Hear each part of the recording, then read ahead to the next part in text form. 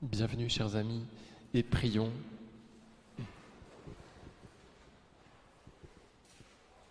Au nom du Père et du Fils et du Saint-Esprit, ainsi soit-il.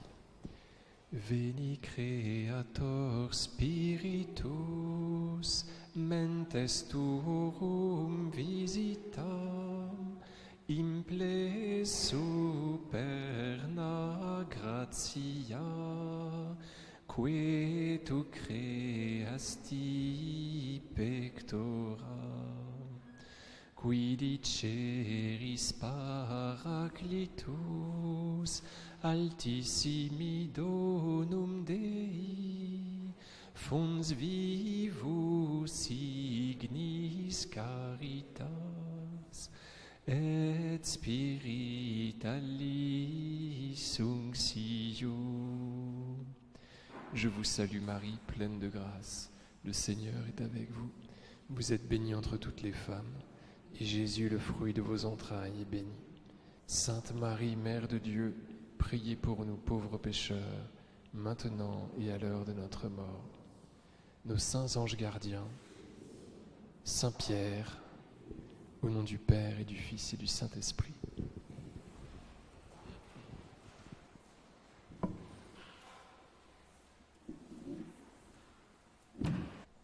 Alors, on continue avec Saint Pierre après la résurrection.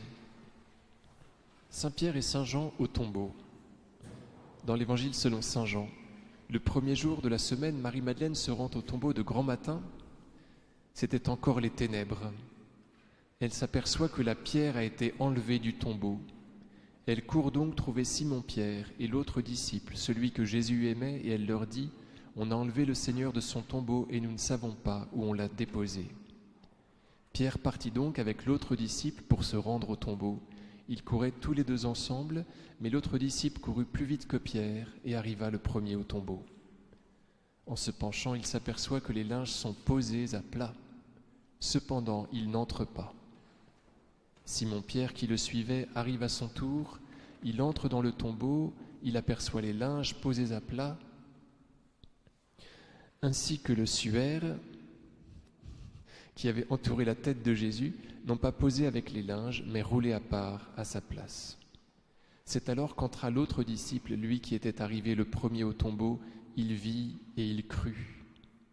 Jusque-là, en effet, les disciples n'avaient pas compris que, selon l'Écriture, il fallait que Jésus ressuscite d'entre les morts.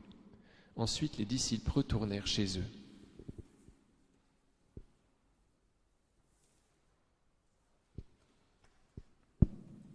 Alors, Marie-Madeleine, l'Apostola Apostolorum, va trouver le chef des apôtres ainsi que celui que Jésus aimait. Et on devine que ces deux-là, l'un par le fait qu'il est pape, l'autre par le fait qu'il est le grand intime du Christ, ont la préséance dans le cercle des 12, des 11 du coup maintenant. Elle s'adresse à eux. Donc vous voyez, tout le corps mystique qu'est l'Église se met en mouvement, étant donné que le corps de Jésus ressuscite, que le Seigneur Jésus ressuscite. Et vous savez qu'il n'y a de résurrection que de corps. La résurrection est la résurrection de la chair. Eh bien, tout le corps de Jésus et le corps mystique, son Église, se met en mouvement. Marie-Madeleine court dans un sens, et voilà que Pierre et Jean courent dans l'autre sens. Vous voyez, tout le monde se réveille, il y a un grand réveil. C'est-à-dire qu'on profite de la résurrection de Jésus. Jésus nous entraîne dans sa résurrection. Et donc, ils partent tous les deux pour se rendre au tombeau. Vous voyez, Pierre, au verset 3, Pierre partit donc avec l'autre disciple pour se rendre au tombeau. On devine que c'est Pierre qui a quand même la véritable préséance. C'est Pierre qui y va, et il y va avec l'autre disciple, qui est comme annexé à Pierre. Ils couraient tous les deux ensemble, mais l'autre disciple courut plus vite que Pierre et arriva le premier au tombeau. C'est qu'ils sont dans une inquiétude, dans une émotion maximum, ce qui fait qu'ils ne s'attendent pas. Ils courent à toute blinde.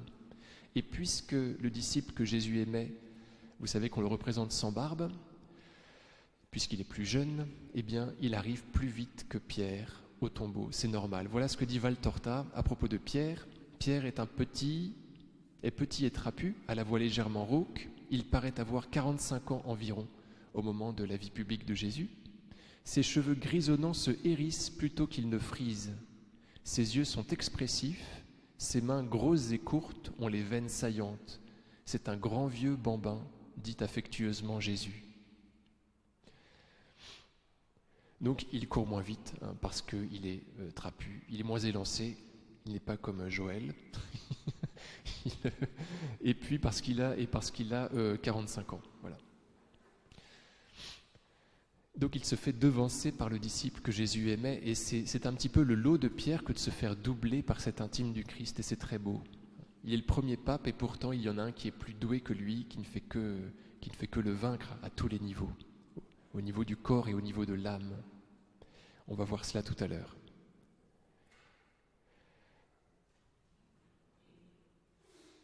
Alors ils sont ensemble, et puis il y a une disjonction. C'est un mot savant pour dire quelque chose de très simple. Comme il y a 3 jours, or Simon-Pierre ainsi qu'un autre disciple suivaient Jésus. Vous savez qu'ils rentrent chez le grand prêtre, qu'ils essaient de rentrer ensemble chez le grand prêtre. Ils y arrivent ensemble. Cependant, seulement le disciple que Jésus aimait peut entrer dans la cour de la maison du grand prêtre. Vous voyez, donc il y a une première séparation. Ensuite, Jean fait entrer Pierre, vous vous souvenez. Donc ils vont se retrouver ensemble, mais la disjonction va se répéter, étant donné que seul le disciple que Jésus aimait va arriver jusqu'au calvaire. Saint Pierre va faire défection. Après son reniement, eh bien, il n'est plus dit qu'il suit le Christ. Voilà. Donc ils sont ensemble à nouveau, et à nouveau, ils vont se séparer. Il y en a un qui court plus vite, là qui vainc Pierre non plus au niveau de l'âme, mais au niveau du corps. Verset 5, donc le disciple que Jésus aimait est arrivé au tombeau. En se penchant, il s'aperçoit que les linges sont posés à plat, cependant, il n'entre pas. Jean a beau l'emporter âme et corps, comme nous avons dit, il respecte la préséance de Pierre. Alors Pierre arrive, il entre dans le tombeau, il aperçoit les linges posés à plat. Donc en latin c'est linteamina posita, en grec ta ontonia keimena. Alors c'est important, voilà, j'ai écrit cela parce que c'est important. Donc il voit tout cela, ainsi que le suaire, le soudarium qui avait entouré la tête de Jésus, non pas posé avec les linges mais roulé à part à sa place. Donc il va observer cela. Vous voyez, on est dans l'évangile écrit par le disciple bien-aimé, donc cet évangile s'exprime sur la foi de celui-ci. On ne sait pas pour Pierre, vous voyez. Quand le disciple bien-aimé rentre à son tour, à ce moment-là, on nous dit qu'il voit et qu'il croit. Pour Pierre, on n'en sait rien, étant donné que ce n'est pas Pierre qui écrit. Alors, le disciple bien-aimé voit et croit, verset 8. On ne sait rien de ce qui se passe dans l'âme de Saint Pierre. Que voit-il qui le fait croire? Les linges reposant là, littéralement, vous voyez, posita, keimena. Le même verbe sera trouvé en Jean 20,12, où reposait le corps de Jésus, à propos de Marie-Madeleine. Donc après, on retrouve Marie-Madeleine, vous savez, qui va rester au tombeau tout en pleurs, et à l'endroit où reposait le corps de Jésus, elle va voir 2 anges vêtus de blanc, ainsi l'un à la tête, l'autre aux pieds. Vous voyez, on a ce même verbe qu'on retrouve, reposer, mais qui a pour sujet le corps de Jésus. Un petit peu plus loin. Là, on a ce même verbe, mais qui a pour sujet les linges, vous voyez. Donc ce n'est plus le corps de Jésus qui repose là, ce sont les linges, et cela est très significatif, vous voyez. Le corps n'est plus là, puisqu'il est ressuscité. Par contre, ce qui avait enserré le corps mort de Jésus, eh bien c'est cela qui repose. C'est cela qui est inerte, et non plus le corps du Christ, vous voyez. Alors les linges sont comme affaissés, comme si le corps qu'ils avaient enveloppé n'avait pas été retiré d'eux, mais avait disparu. Il y a bien sûr une impression de paix, d'ordre, qui donne à penser qu'il n'y a pas eu de vol du corps, mais il y a encore ce repos des linges qui suggère que le corps de Jésus ne s'en est pas extrait d'une manière normale. Voilà. Il n'y a aucune bavure de sueur ni de sang, disent les scientifiques qui observent le linceul. Donc on ne sait pas comment le corps qui enserrait, comment le corps qui était enserré par ce linceul s'en est extrait. Voilà. C'est quelque chose qui est de l'ordre de l'incompréhensible, du miracle. Alors vous voyez, au verset 7, il y a aussi le sudarium. Et alors j'ai lu quelques affaires sur Internet. Le sudarium, pour beaucoup de savants, c'est la sainte coiffe qui est à Cahors. C'est le voile qui a entouré la tête de Jésus, alors qui a servi d'éponge. Et un savant explique que si sur le linceul de Turin, donc sur la grande pièce de linge, eh bien, il manque quelques taches de sang et de sueur, c'est parce que celle-ci avait été épongée par la sainte coiffe, qui n'a fait que passer sur le visage de Jésus. Mais ensuite, elle a été enlevée. Et c'est pourquoi on trouve des traces du visage de Jésus sur le grand linge qu'est le linceul, qui est donc appelé à tort le saint-suaire, puisque le sudarium est plutôt la sainte coiffe. Vous comprenez? Donc le linceul, en grec, c'est autonia, ou bien linteamina, ça commence pareil, lin, vous voyez. Par contre, le suaire, le sudarium, c'est plutôt ce qui a couvert la tête. C'est la sainte coiffe qui est à Cahors et qu'on peut voir de temps en temps. Voilà. Alors, le linceul, vous savez que c'est vraiment le signe majeur de la résurrection du Christ. Déjà, il ne fait pas de doute, c'est absolument certain que c'est le corps de Jésus qui a été enserré par lui, puisque il est très clair que l'homme qui était dans le linceul a été crucifié, parce qu'on trouve, il paraît, 25, on trouve du pollen, plein de pollen de 25 fleurs différentes, et on peut imaginer que Marie a dû mettre des fleurs qui venaient du jardin de Joseph d'Arimathie sur le corps de Jésus. Elle a dû en mettre en abondance. Il paraît qu'on voit la marque d'une fleur très clairement, la capre, je ne sais pas trop ce que c'est, sur la joue gauche du Christ. Elle a dû mettre des fleurs sur son visage, vous voyez, qui ont disparu, mais dont il reste quelques traces de pollen. Alors, c'était un homme crucifié, mais cela ne suffit pas à dire que c'était le Christ qui était enserré dans ce linceul. Il y a aussi le fait que donc, ce sont des fleurs de Palestine, voilà, qu'on trouve quelques bouts de pierre qui correspondent à la pierre de la grotte du tombeau de Jésus. Qu'est-ce qu'il y a d'autre? Il y a plein de myrrhe et d'aloès. Or, on sait que Nicodème a apporté 100 litres, a enduit, a oint le corps de Jésus de 100 livres de tout cela, c'est-à-dire de 32 litres de myrrhe et d'aloès. On en trouve beaucoup. Cela, c'est dans les évangiles. Et ensuite, bien évidemment, le linceul montre que l'homme crucifié a en même temps été couronné d'épines. Et cela n'était que le lot du Seigneur, étant donné que les soldats auxquels Jésus a été livré en pâture venaient d'entendre que ce dialogue entre Pilate et Jésus, vous savez, où il était question de la royauté du Christ, et donc quand ils ont hérité de lui pour le faire souffrir, eh bien, ils ont pensé l'habiller, l'accoutrer en roi, vous voyez, pour se moquer de lui. Et il y a un signe supplémentaire, c'est que le roi d'Orient à l'époque portait une couronne qui le couvrait complètement au niveau du crâne.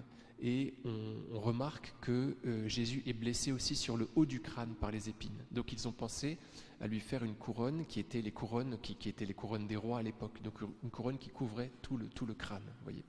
Donc il est évident que c'est Jésus qui était pris par ce linceul. Et ensuite, il y a des signes très forts de sa résurrection, étant donné qu'on ne constate donc aucune bavure. On ne sait pas comment il s'est extrait de ce linge. Et comme vous le savez, l'empreinte du corps du Christ est un jaunissement, une brûlure du tissu, comme si de ce corps avait été sortie une lumière extrêmement forte qui avait brûlé le lin. Voilà. Parce que c'est du lin, voilà. Et donc, il est évident, voilà quoi, c'est très clair que ce corps a rayonné de gloire à un moment donné. En tout cas, c'est la seule explication possible, si vous voulez, parce que ces marques ne peuvent pas être le fait d'un faussaire du Moyen Âge, comme on a cherché à le faire croire. Voilà. Bref, bon, écoutez, c'est très caricatural, mais il est intéressant de voir que Jean, le disciple bien-aimé, croit à partir du simple fait certainement qu'il ne voit pas la marque du corps de Jésus, puisqu'elle est à l'intérieur. Par contre, il croit à partir du simple fait que le linge s'est affaissé. Vous voyez, comme un soufflet qui se dégonfle. Voilà. Et donc cela lui suffit pour croire. Voilà. Donc nous avons quand même d'autres éléments à propos du linceul qui devraient nous faire croire. Voilà, c'est un signe extrêmement fort de la résurrection. C'est pour cela d'ailleurs que le démon essaye de le détruire. En 1997, il y a eu un incendie qui s'est déclaré d'une façon mystérieuse dans la chapelle Guarini de la cathédrale de Turin, où est conservé qui héberge le linceul, chapelle qui héberge le linceul. Et donc les pompiers sont arrivés et ont essayé ils ne pouvaient pas déplacer le reliquaire, qu'ils ont essayé de fracturer. Il y a eu un miracle à ce moment-là. C'est le pompier Mario Trematore, qui avait 19 ans à l'époque, qui était le plus costaud de la troupe, qui commençait donc sa carrière de pompier, qui n'a toujours pas la foi aujourd'hui, il devrait l'avoir, et qui dit qu'on lui a mis une hache entre les mains et qu'il a donc fracassé la vitre dont la solidité était à l'épreuve d'un tir de lance-roquette, d'après son constructeur. Et donc il y a eu un miracle parce qu'il a réussi, non pas du premier coup, mais à la briser. Il paraît qu'il a fourni un effort à ce moment-là tel qu'il a failli tomber dans les pommes. Donc on voit que c'est toujours la même chose, c'est la confluence de l'effort des hommes et de la providence. Ce que disait Sainte Jeanne d'Arc, les hommes d'armes combattront, les gendarmes combattront, et Dieu donnera la victoire. Et donc la vitre se brise, il s'empare de la châsse dans laquelle est le linceul, et il court vers la sortie. À ce moment-là, le plafond de la chapelle Guarini s'effondre, et c'est très impressionnant, mais ils ont entendu à ce moment-là les cris d'un enfant, d'un petit bébé. Et donc ils se sont dit, zut, il y a un bébé dans la cathédrale. Donc ils ont fait demi-tour, ils n'ont pas trouvé. Ils se sont aperçus que les cris sortaient de la châsse dans laquelle était le linceul, comme si le Seigneur avait pleuré depuis cette relique insigne du mal qu'on avait essayé de lui faire, vous voyez, en atteignant cette relique qui est le signe majeur de sa résurrection. Donc c'est une histoire, je ne brode rien, c'est Mario donc, qui raconte cette histoire-là dans le journal. Voilà, père de famille qui a 45 ans aujourd'hui environ. Voilà. Bref, alors, l'apparition au bord du lac de Tibériade. Après cela, Jésus se manifesta encore aux disciples sur le bord du lac de Tibériade, et voici comment. Il y avait là, ensemble, Simon-Pierre avec Thomas, appelé Didyme, c'est-à-dire jumeaux, Nathanaël de Cana de Galilée, les fils de Zébédée, et 2 autres de ses disciples. Simon-Pierre leur dit, « Je m'en vais à la pêche. » Ils lui répondent, « Nous aussi, nous allons avec toi. » Ils partirent et montèrent dans la barque. Or, cette nuit-là, ils ne prirent rien. Au lever du jour, Jésus se tenait sur le rivage, mais les disciples ne savaient pas que c'était lui. Jésus leur dit, « Les enfants, auriez-vous quelque chose à manger ?» Ils lui répondirent, « Non. » Il leur dit, « Jetez le filet à droite de la barque et vous trouverez. » Ils jetèrent donc le filet, et cette fois, ils n'arrivaient pas à le tirer, tellement il y avait de poissons. Alors le disciple que Jésus aimait dit à Pierre, « C'est le Seigneur. » Quand Simon-Pierre entendit que c'était le Seigneur, il passa un vêtement, car il n'avait rien sur lui, et il se jeta à l'eau. Les autres disciples arrivèrent en barque, traînant le filet plein de poissons. La terre n'était qu'à 100 mètres. Une fois descendus à terre, ils aperçoivent, disposé là, un feu de braise, avec du poisson posé dessus et du pain. Jésus leur dit, « Apportez donc de ces poissons que vous venez de prendre. » Simon-Pierre remonta et tira jusqu'à terre le filet plein de gros poissons. Il y en avait 153, et malgré cette quantité, le filet ne s'était pas déchiré. Jésus leur dit alors, « Venez manger. » Aucun des disciples n'osait lui demander, « Qui es-tu » Il savait que c'était le Seigneur. Jésus s'approche, il prend le pain et le leur donne, et de même pour le poisson. C'était la 3e fois que Jésus, ressuscité d'entre les morts, se manifestait à ses disciples. Alors, le verset 3. « Je m'en vais à la pêche. Nous allons avec toi. » On les sent très désœuvrés. Ils zonent. Voilà, c'est le langage courant, pardon, c'est long. Jésus les avait fait pêcheurs d'hommes, donc il y a un retour en arrière. Voilà. On sent que ça ne va pas du tout. Alors, j'ai oublié de rappeler que Jésus leur est déjà apparu 8 jours plus tôt. On ne sait pas exactement, c'est pas forcément, c'est peut-être un petit peu plus de 8 jours. Vous voyez, il leur est apparu au soir de sa résurrection, d'après l'évangile selon saint Jean. À ce moment-là, il leur donne le pouvoir de confesser. Saint Thomas n'est pas là. Bon, voilà. Il leur apparaît 8 jours après, et cette fois Thomas est là, vous connaissez l'histoire. Et ensuite, il leur apparaît une 3e fois sur le bord du lac de Génézareth, et c'est cette histoire-là. Voilà, donc il leur est déjà apparu 2 fois. Cependant, Pierre n'a pas l'air, vous voyez, d'être guéri. Et on va comprendre pourquoi. Pourquoi il est encore dans cette nonchalance, dans cette amertume. Au lever du jour, Jésus se tenait sur le rivage. Une petite note pour nous montrer un lien avec l'Ancien Testament. Jonas était resté dans le ventre du monstre marin 3 jours et 3 nuits avant d'être vomi sur la rive par celui-ci. Et Jésus avait dit, à propos de cette histoire, « De même, le Fils de l'homme restera au cœur de la terre 3 jours et 3 nuits. » Aujourd'hui, Jésus est comme échoué sur le rivage. Il vient d'être vomi du séjour des morts, des enfers qui n'ont pu garder leur proie. Vous voyez donc, le rapport avec Jonas se voit à ce moment-là, où on trouve Jésus échoué sur la plage comme s'il était sorti du monstre marin, comme pour Jonas. On est autorisé à faire le lien étant donné que Jésus l'a fait lui-même, à propos de lui-même. Voilà. Mais les disciples ne savaient pas que c'était lui. Alors ça, c'est très étonnant, parce que c'est très étonnant, d'autant plus qu'ils l'ont déjà vu 2 fois, quoi. C'est quand même... voilà.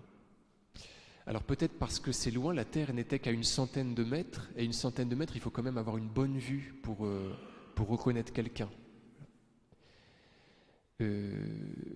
L'autre raison, c'est que Jésus apparaît dans un corps quand même assez modifié.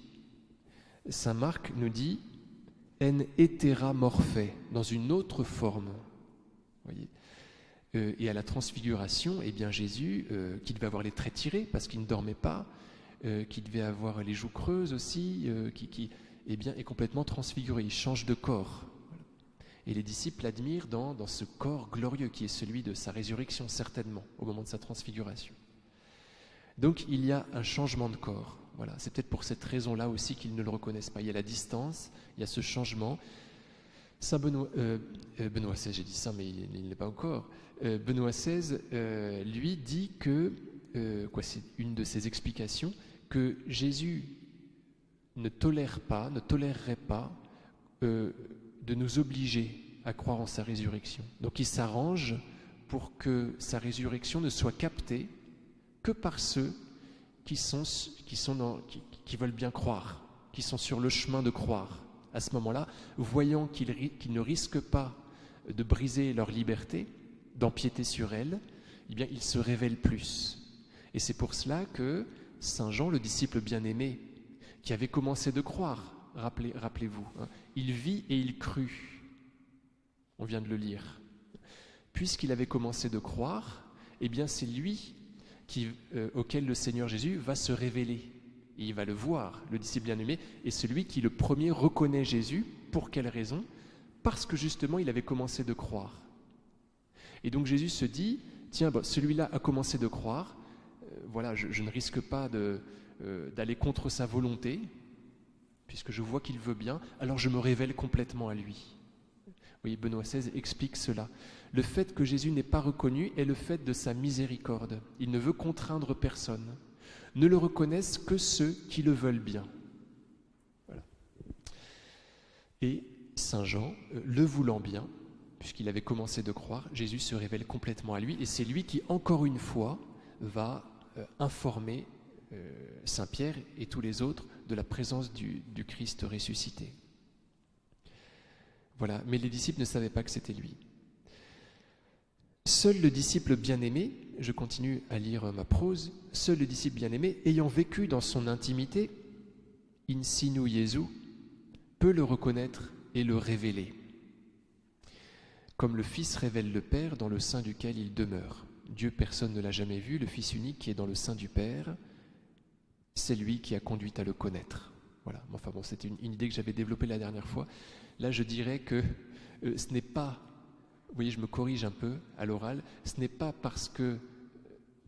premièrement parce que Saint Jean était intime qu'il est capable de reconnaître Jésus ici, c'est parce qu'il voulait bien croire en sa résurrection.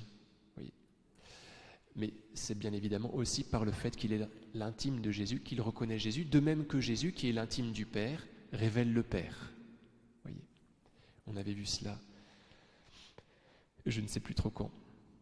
Voilà, alors je nous fais remarquer, c'est pas très intéressant, mais que c'est le même schéma que pour Marie-Madeleine. Vous voyez, elle ne savait pas que c'était Jésus. Jésus lui dit alors Marie. S'étant retournée, elle lui dit en hébreu Rabouni, c'est-à-dire maître. Donc on a la même progression, si vous voulez, méconnaissance, manifestation de l'amour et reconnaissance. Marie-Madeleine va reconnaître Jésus alors qu'elle est appelée par lui par son prénom. Elle reconnaît, comme nous dit saint Grégoire le Grand, celui par lequel elle est aimée. Elle ne connaît en fait de Jésus que le fait qu'il est amour. Et donc, quand elle est appelée par lui par son prénom, elle le reconnaît. Ah tiens, c'est l'amour, c'est mon amour. C'est celui qui me connaît. C'est le bon pasteur qui connaît chacune de ses brebis, et moi en particulier, par son nom. Voyez. Donc c'est l'amour qui se donne à reconnaître. Marie-Madeleine ne connaît que l'amour. Dès que l'amour se manifeste en tant qu'amour, hop, elle le reconnaît. Pareil pour Saint Jean, si vous voulez. Pareil pour les disciples. Ils bénéficient d'un cadeau de la part du Christ qui leur fait faire une pêche miraculeuse, et à ce moment-là, ils le reconnaissent, ou plutôt Saint Jean le reconnaît. Il le reconnaît au signe de ses bienfaits, comme pour Marie-Madeleine qui le reconnaît au signe de son amour pour elle. Voilà. Vous voyez, les causes de la foi de Jean, ils sont multiples, je m'en aperçois maintenant en vous parlant. Vous voyez, c'est le fait qu'il est l'intime, c'est le fait qu'il voit l'amour, c'est le fait qu'il avait commencé de croire. Voilà, il faudrait que je récapitule cela clairement. Continuons. Quand Simon-Pierre entendit que c'était le Seigneur, il passa un vêtement car il n'avait rien sur lui, il se jeta à l'eau. Comme au moment du lavement des pieds, foi de Pierre en les déclarations de l'intime du Christ. Vous vous souvenez que Saint Pierre, quand Jésus commence à parler de celui qui va le livrer, Saint Pierre aimerait bien savoir qui c'est, et donc il demande aux disciples que Jésus aimait, à Saint Jean, de bien vouloir s'enquérir de qui Jésus parle. Et il sait que Saint Jean étant l'intime du Christ, il va obtenir une réponse du Christ, et c'est ce qui se passe. Voyez, il a foi en le disciple bien-aimé, en sa sagesse. Là, c'est la même chose. Saint Jean fait une déclaration, c'est le Seigneur. Saint Pierre croit en cette déclaration, en la vérité de cette déclaration. Il croit que c'est Jésus qui est là. Et alors, il fait quelque chose de très bizarre. Il s'habille et il plonge à l'eau. Il plonge dans l'eau. Voyez. Il s'habille pour se baigner. Bon, aujourd'hui, on ne fait plus comme ça. Alors, en fait, son comportement est très logique et vous allez voir. Je pense que vous avez déjà compris. Pierre avait péché. Comme Adam, après sa chute, il éprouve le besoin de cacher sa nudité. Il se cache d'ailleurs encore plus quand Dieu arrive. Il se cache dans les arbres du jardin, voyez, quand Dieu se manifeste. Donc Pierre, c'est pareil. Il tombe sur Jésus. Il dit « Ah, c'est vrai que je suis pécheur. » Donc il s'habille. On remarquera que nous sommes d'ailleurs dans une ambiance de Genèse. Bon, c'est une parenthèse. Hein. Cette nuit-là, il ne prit rien. Au lever du jour, nous fait penser à « il y eut un soir, il y eut un matin ». Jésus vient de se manifester à Marie-Madeleine dans un jardin qui rappelle le jardin d'Éden. C'est peut-être un petit peu tiré par les cheveux. Bref. En se couvrant, retenons cette idée-là, si vous voulez, je pense qu'elle est pas mal. En se couvrant, c'est comme si Pierre confessait son péché. Vous voyez ? Comme Adam s'était couvert après sa chute, et encore plus couvert alors que Dieu s'était manifesté à lui, eh bien Pierre éprouve, alors que Jésus se présente à lui, le besoin de se cacher, de se couvrir. Et de la sorte, il se reconnaît comme appartenant au vieil Adam. Il confesse son péché. Ensuite, il se jette à l'eau. Et qu'est-ce que ça veut dire ? Eh bien, ça veut dire qu'il force la miséricorde. Vous voyez, il se confesse et il s'absout. Disons qu'il force l'absolution. D'aucuns pensent que c'est pour rejoindre plus vite Jésus qu'il se jette à l'eau. mais ce n'est pas dit. Vous voyez, Pierre prit un vêtement car il n'avait rien sur lui, il se jeta à l'eau. C'est tout ce qui est dit. Il n'est pas dit qu'il nage vers la rive, même si cela va de soi. En tout cas, cela n'est pas précisé et il nous permet de penser qu'il se jette à l'eau aussi tout simplement pour être purifié du péché qu'il vient de confesser. La parole que Jésus lui a adressée lors de la Sainte Seine, « Si je ne te lave pas, tu n'auras point de part avec moi », a dû revenir à son esprit.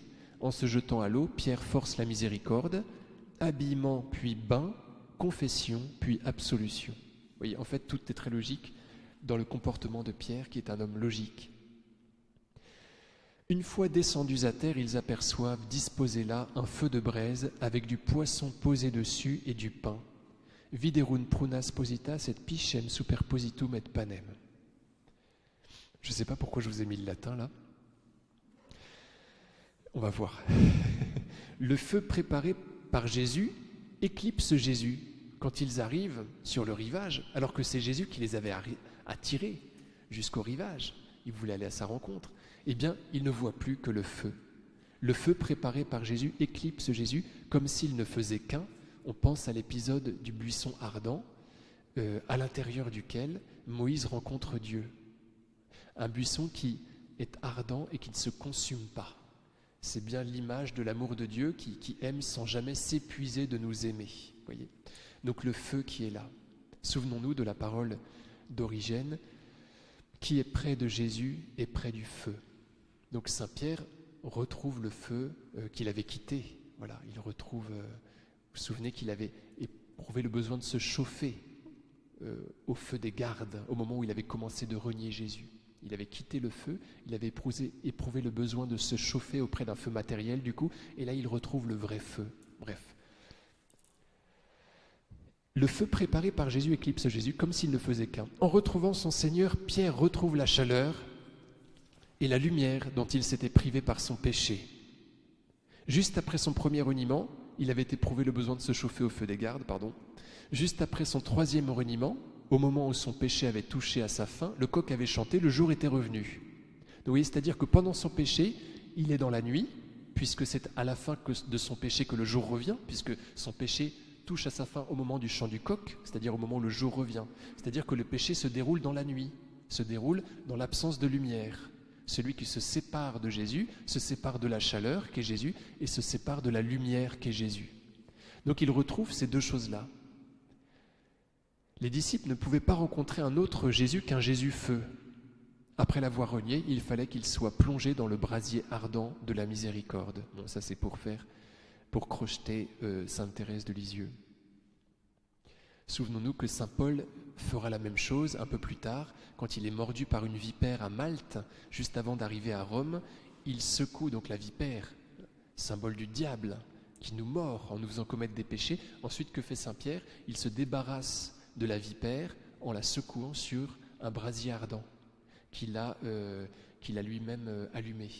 Voyez. Donc ça veut dire qu'il se débarrasse du péché sur la miséricorde.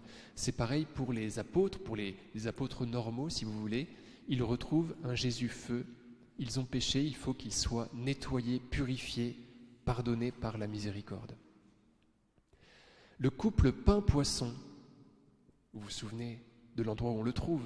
Le couple pain-poisson qui s'était trouvé au moment de la multiplication des pains corrobore cette idée de salut. Cette multiplication avait été opérée après un passage sur l'autre rive, voilà, qui signifiait le passage sur la rive du paradis, très certainement.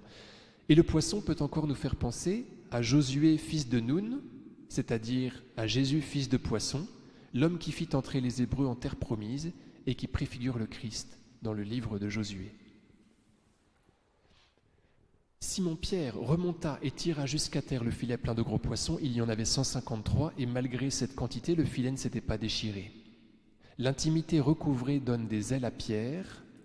Voilà, donc il est plein de force, il a retrouvé la pêche, si vous voulez, alors qu'on le trouvait très nonchalant au départ. Le voilà qui est plein d'énergie et qu'il monte à bord et qu'il ramène le filet qui est plein de 153 poissons. Selon saint Jérôme, les naturalistes anciens distinguaient 153 espèces de poissons. C'est-à-dire, d'après saint Jérôme, Pierre, pêcheur d'hommes, porte tous les peuples. Vous voyez, il y avait 153 espèces de poissons connus, c'est-à-dire que il renvoie tous les peuples de la terre, vous voyez. Il porte tous les peuples à lui tout seul. Et ils sont lourds, précise l'Évangile. On n'arrivait pas à ramener le filet d'ailleurs. Et il les porte dans l'unité. Et malgré cette quantité, le filet ne s'était pas déchiré. Et en grec, vous avez vu, c'est ouk esriste. Le filet n'avait pas schismé. C'est intéressant. Malgré cette quantité, le filet n'avait pas subi de schisme. Voyez. Donc c'est le rôle du pape de porter tous les peuples, non seulement de les porter, tous les porter, mais de les porter dans l'unité. Et c'est quand même pas simple. Voilà. Donc Saint Pierre transporte les 153 poissons qui désignent les peuples de toute la terre, et il les porte dans l'unité. Il s'arrange pour qu'il n'y ait pas de schisme. Venez manger, dit Jésus, l'apôtre se nourrit du fruit de sa pêche, sa récompense sont les âmes qu'il a mises en paradis. Alors, il faut que je me dépêche un petit peu. Les 3 demandes. Quand ils eurent mangé, donc c'est la suite du texte qu'on vient d'étudier. Jésus dit à Simon-Pierre, « Simon, fils de Jean, m'aimes-tu vraiment plus que ceci ?» Agapas me pleion touton. Il lui répond, « Oui, Seigneur, tu le sais, je t'aime. » Philosé. Vous voyez, c'est pas le même verbe. C'était agapasmé, maintenant c'est philosé. Jésus lui dit, « Sois le berger de mes brebis, de mes agneaux. » Il lui dit une deuxième fois, « Simon, fils de Jean, m'aimes-tu vraiment ?» Agapasmé. Il lui répond, « Oui, Seigneur, tu le sais, je philosé. Sois le pasteur de mes brebis. » Il lui dit pour la 3e fois, « Simon, fils de Jean, m'aimes-tu » Philaismé. Pierre fut peiné parce que la 3e fois, Jésus lui demandait, « M'aimes-tu » Il lui répond, « Seigneur, toi tu sais tout, tu sais bien que je t'aime. » Philosé. Jésus lui dit, « Sois le berger de mes brebis. » Amen, amen. Je te le dis, quand tu étais jeune, tu mettais ta ceinture toi-même pour aller là où tu voulais. Quand tu seras vieux, tu étendras les mains, et c'est un autre qui te mettra ta ceinture pour t'emmener là où tu ne voudrais pas aller. Jésus disait cela pour signifier par quel genre de mort Pierre rendrait gloire à Dieu. Sur ces mots, il lui dit « Suis-moi ». On sait que Pierre va mourir au centre du cirque du Vatican, crucifié, la tête en bas. Voilà. Alors, vous avez remarqué que les réponses de Saint Pierre aux 3 demandes sont les mêmes. Philosé, philosé, philosé. Par contre, les demandes de Jésus sont un peu différentes. Il commence par dire « Agapasme pleion touton ». Est-ce que tu m'aimes fortement ? L'agapé, l'amour est fort. Est-ce que tu m'aimes fortement plus que les autres ? Voyez, Jésus se moque un petit peu de lui.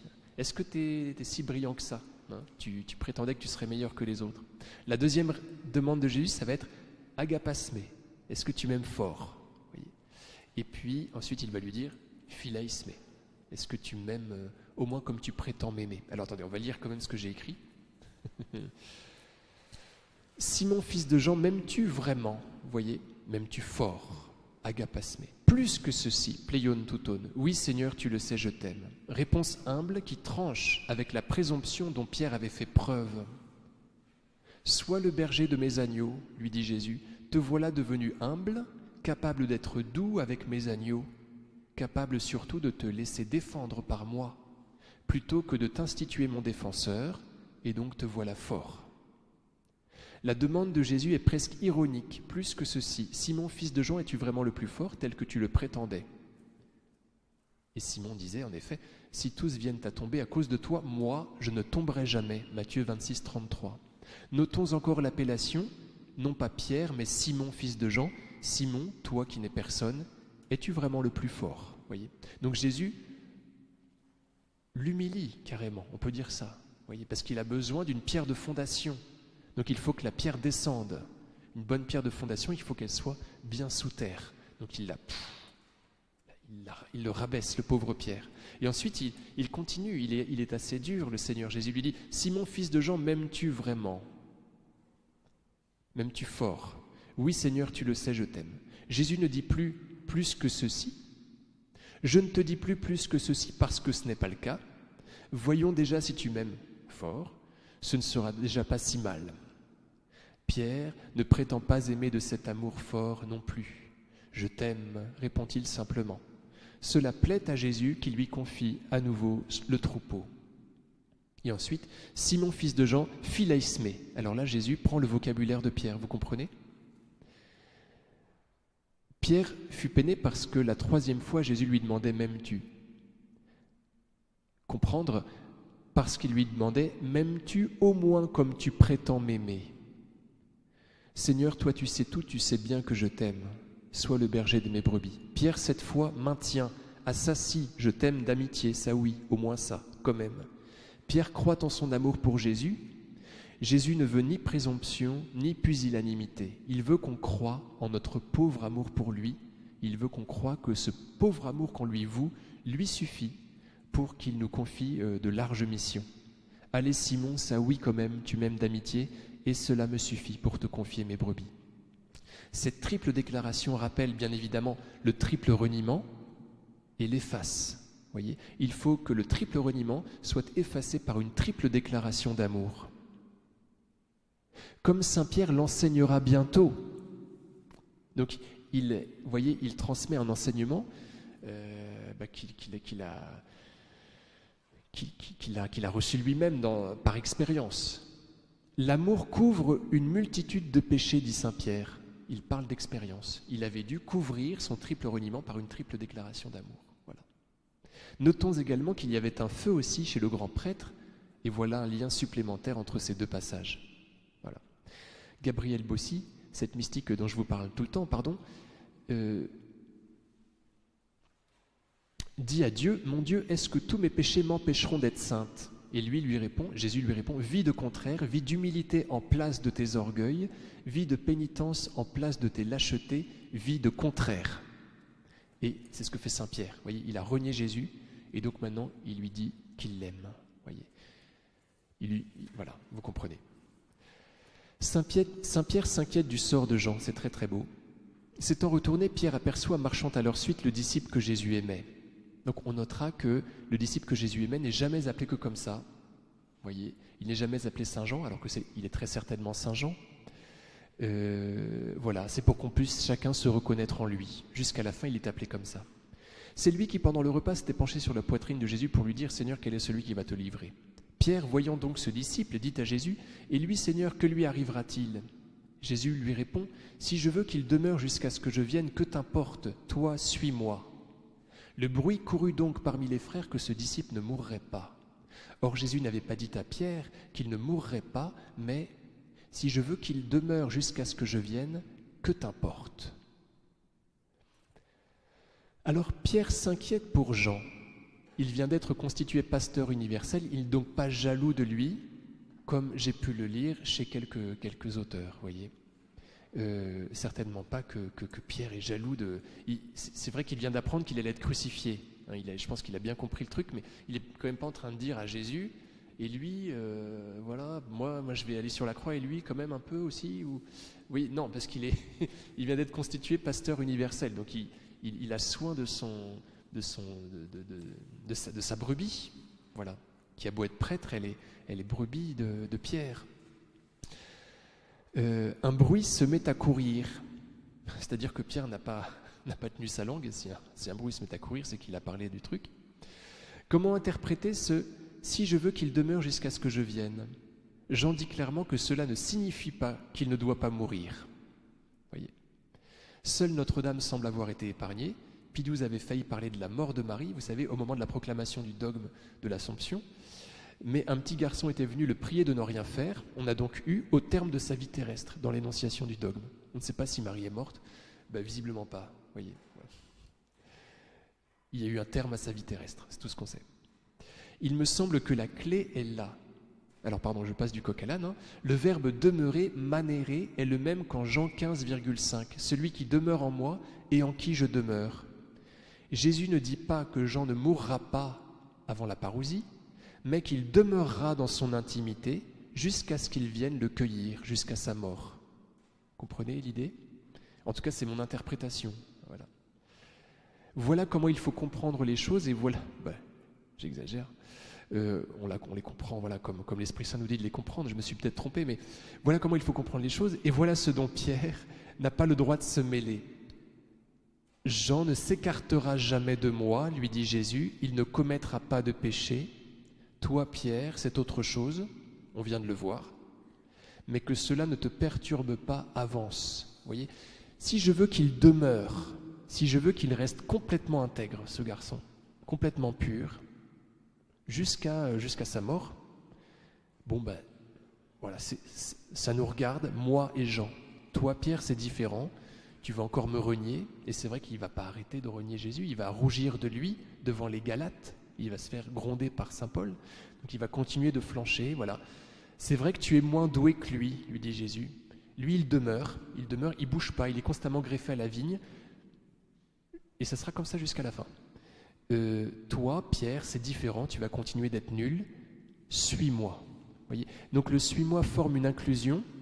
Jésus lui dit, suis-moi, vous voyez au début de ce paragraphe, il lui dit, est-ce ton affaire à la fin? Toi, suis-moi. Donc Saint Pierre doit se contenter d'être disciple, à chacun sa coupe, à chacun sa croix, lui doit suivre Jésus sans se préoccuper du sort de son ami. Ce qui est très intéressant d'ailleurs, alors qu'il est le pape, et donc qu'il a mission de veiller sur chacun, eh bien Jésus lui demande de ne pas se soucier, ça ne le regarde pas, voyez. C'est-à-dire qu'il va devoir exercer un métier de veille qui sera surtout fait de confiance en Dieu. Jésus lui dit, ok, tu as la charge de chacun, mais reste un fils, parce que c'est surtout moi qui m'en occupe. Alors, encore quelques secondes. À vrai dire, je ne sais pas si on peut interpréter comme je l'ai fait cette parole de Jésus sur Jean. Certainement qu'on ne sait pas vraiment ce que Jésus veut dire. Et c'est fait exprès, c'est pour qu'on comprenne bien, si on n'arrive pas à élucider le mystère, que cela ne nous regarde pas. Voyez, on comprendra au ciel. De même que cela ne regardait pas Pierre, cela ne nous regarde pas nous. Donc j'ai tenté une explication qui n'est peut-être pas la bonne. Il faut bien qu'on comprenne que Jésus nous trace à chacun une voie et qu'il faut qu'on la suive résolument sans se préoccuper des autres, en les mettant les autres dans le cœur de Jésus si jamais on était inquiet pour eux. Alors, un dernier petit mot, il y a un lien très fort entre Pierre et Jean. À chaque fois que Jean survient aux côtés de Pierre, c'est pour le supplanter, comme je vous l'ai dit. C'est très beau, c'est lui qui peut rentrer chez le grand prêtre et non pas Pierre, c'est lui qui va suivre Jésus jusqu'à la croix et non pas Pierre, c'est lui qui reçoit les confidences du Christ et non pas Pierre, voilà. Donc il y a, non pas une jalousie, mais à mon avis une sorte de fascination chez Pierre pour cet homme-là qui a 30 ans de moins que lui environ et qui le double complètement. Cela nous rend Pierre particulièrement attachant. Les papes sont, à mon avis, tous un peu dotés de cette fascination. Il y a 23 papes qui se sont appelés Jean. Voyez, Jean 23, c'est pas pour rien. Dans la même idée, il y a 12 papes qui se sont appelés Pie, c'est-à-dire pieux. C'est pas pour rien non plus. C'est-à-dire qu'ils avaient une grosse mission sur les bras, mais qu'ils auraient préféré quand même rester des pieux. Vous voyez, c'est là, quand ils passent par la chambre la stanza delle lacrime, juste après avoir été élu pape, ils passent par cette chambre des pleurs avant d'atteindre le balcon où ils sont acclamés par tout le monde, où ils doivent donner leur bénédiction. Et cette chambre-là, dans cette chambre, il y a 3 soutanes blanches qui n'ont pas la même taille, une grande, une petite, une moyenne, voilà. Et en général, cette salle est appelée la chambre des pleurs, certainement pas pour rien, voilà, parce qu'ils auraient peut-être préféré prier dans leur retraite. Et c'est peut-être pour ça que les papes s'appellent Jean ou Pieux ou Benoît, ce qui revient au même. Vous voyez, il y en a quand même 16 qui se sont appelés Benoît, c'est-à-dire celui qui habite dans son monastère et qui est tranquille. Il y a comme ils sont comme happés, vous voyez, par la prière. Il y en a que 2 qui s'appellent Jean-Paul, vous voyez. Il y en a que 2 qui s'appellent Jean-Paul, c'est quand même pas rien. Et encore celui qui a bien voulu s'appeler Paul, il a quand même voulu s'appeler Jean. Voilà, les 2 qui ont voulu s'appeler comme ça. Bref, voilà, mes amis, je vous laisse en paix. Et puis voilà, une question, une seule. Non, il n'y en a pas, pardon, je vous ai un petit peu découragé d'en poser. Et je vous bénis. Le Seigneur soit avec vous et que Dieu Tout-Puissant vous bénisse, le Père, le Fils et le Saint-Esprit. Bonne soirée, merci beaucoup pour votre venue.